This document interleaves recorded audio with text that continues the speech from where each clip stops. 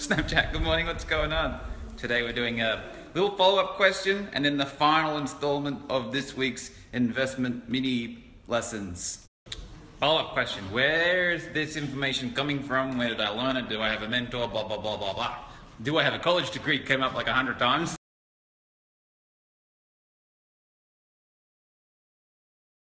That's a definite no on the college degree. I've met a heap of people with the college degree, even the masters in finance, and they know a lot more than me about the intricacies of the financial world. I met one lady in South Africa recently who has a master's in finance, and she spent $250,000 US on getting a master's in finance, and she knew a lot.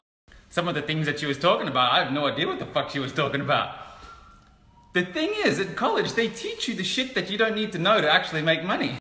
So she knew all the ins and outs and all the intricacies, which is really great if you're going to work for a firm and you need to know that shit to pass on to clients. But if you want to get financially independent, my advice is don't go to college. They don't teach you that shit. She spent $250,000 and she does not know the financial independence formula. She has no cash savings. She has no passive income. They don't teach you that.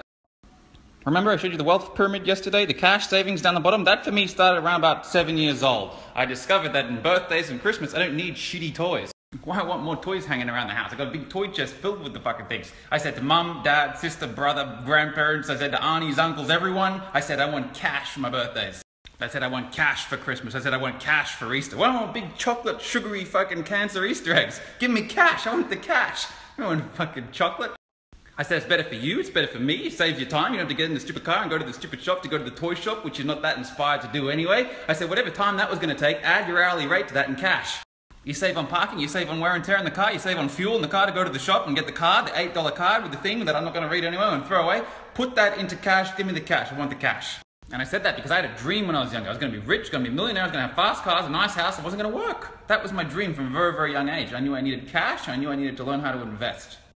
So I saved and I saved and I saved and I saved, and by the time I was 9 years old, I had enough to go and buy my first packet of shares. I bought Telstra shares. It was $19.99. I was 9 years old, so I bought my first investment.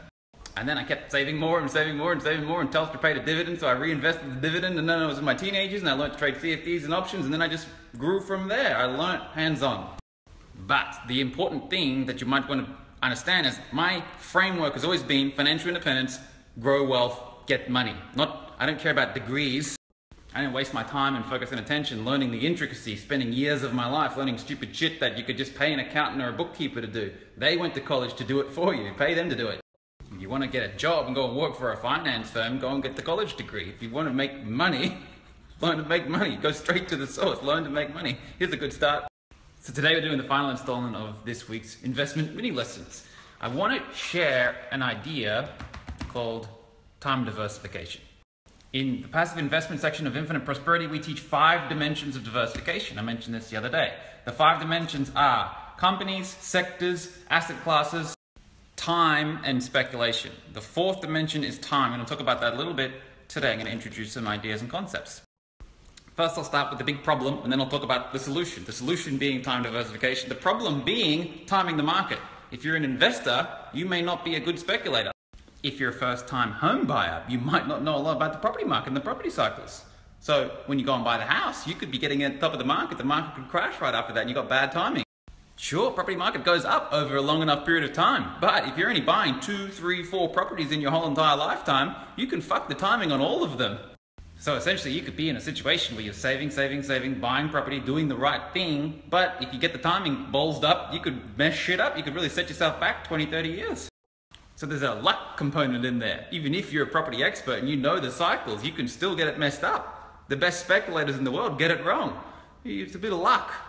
If you're a Forex trader watching this, could you imagine if you only had 3 or 4 trades in your whole entire life? They were the trades. You saved for years to enter these trades. You've got to get the timing right. This is the same thing with many first home buyers I see. They save and save and save to get the deposit. They go to the bank, they get the loan, they get the leverage through the eyeballs, then they buy the house and hope they get the timing right.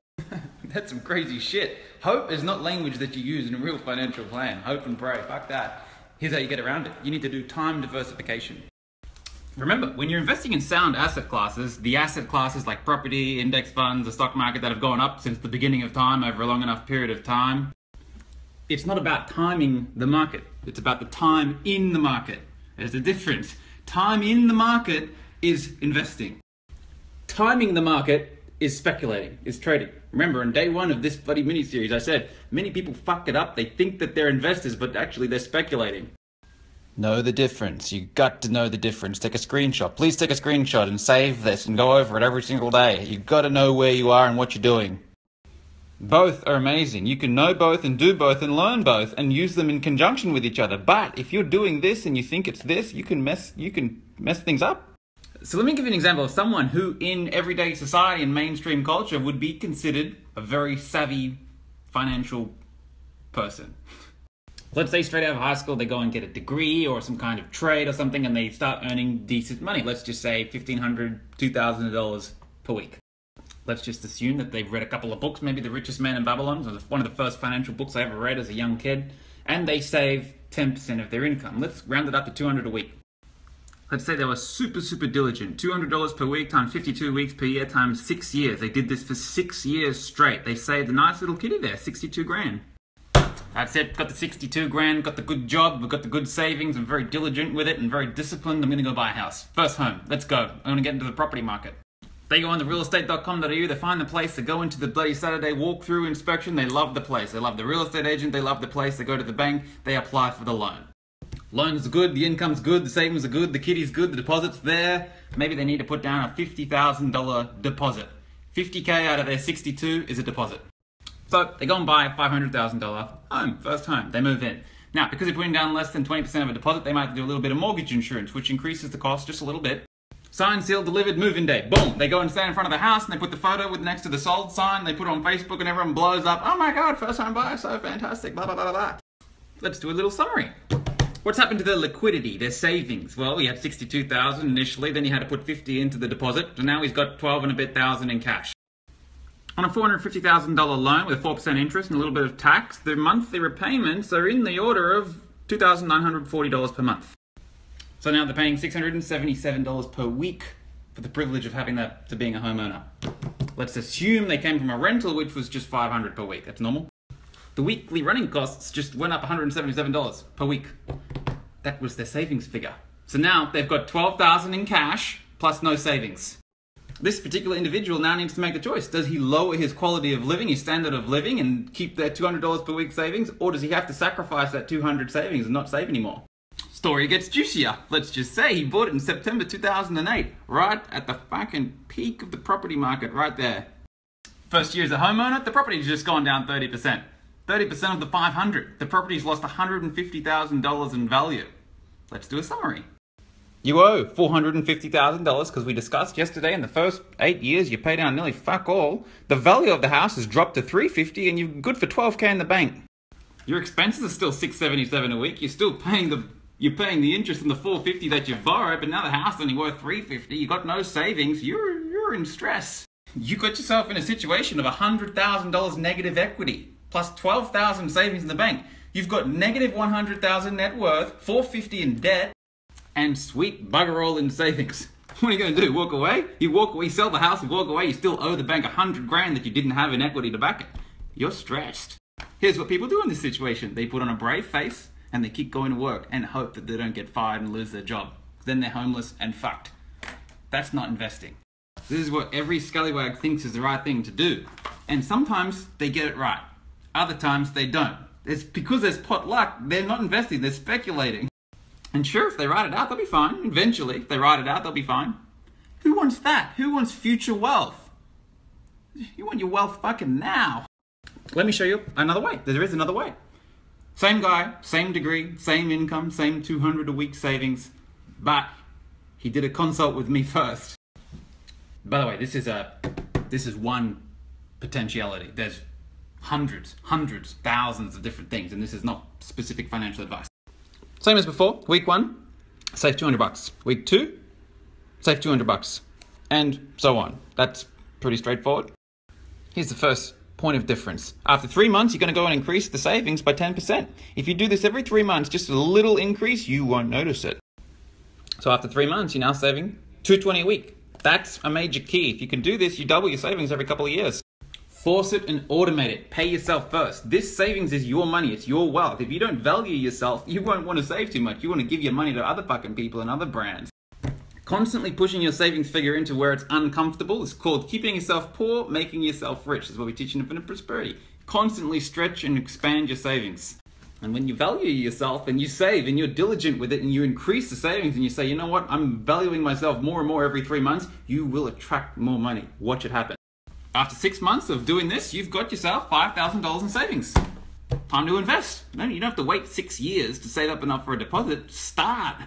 Now, this is the part where we sort of talk a little bit and put together a diversified portfolio allocation. But this is Snapchat, so for the sake of the lesson, we're just going to talk about Vanguard 500 Index Fund. Which, if you've been watching the lessons this week, you know we can do 10.98% per year as an average since 1976. That's a decent return. So at the 6 month mark, you take your 5,000 or thereabouts that you've accumulated in savings and you buy. You just go onto your online brokerage and fucking buy. After another few months, you keep doing your savings, you keep expanding it every 3 months and you've got another $3,000 or so. Guess what you go and do? Buy. After another 3 months or so, you've got another little kitty of $3,000. Guess what you go and do with it? Buy. I hope you're getting the picture here. Every 3 months, you've got the kitty that's building up. It's building up every 3 months. You've got savings there. Go and put it into your portfolio. Go and buy. Doesn't matter what the price is. Every asset class goes up, it goes down. It has booms, it has busts. It goes up, it has down. If you've got a strong asset class, such as a stock market or property market, long term it goes up.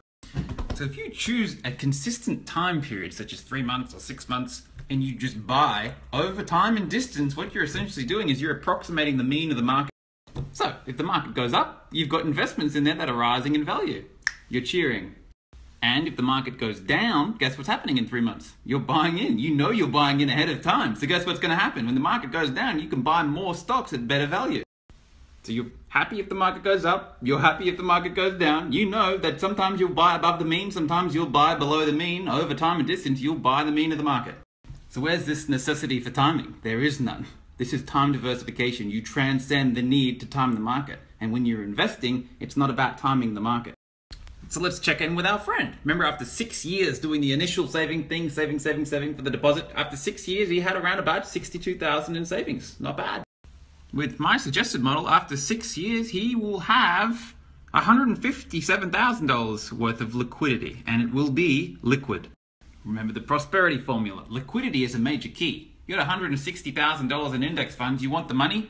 Press the button. It's in your account in 3 days. You got 160K tied up in equity in a property. You want the money? Good fucking luck. You got to sell it. You got to list it. You got to talk to the real estate agent. You got to pay conveyancing fees. Or you get line of credit, mortgage offset. I understand that. But then you got to pay interest on the equity. That's it's better to stay liquid. So this guy's been going to work, he's been saving his $200 per week as per my suggestion. He's been winding the savings up every 3 months, which is real wise. He's been getting the savings every 3 months, putting it into index funds. And he's been employing time diversification. He doesn't give a shit. If the market's going up, great. If the market's going down, great. He's happy, he doesn't care, he doesn't need to watch the news, he doesn't need to get himself depressed. By the way, let's assume he didn't read any books about speculating, he doesn't want to increase his percentage return, he doesn't give a shit, he doesn't care for that, but he just wants to invest. He's doing 11% per year and 160K.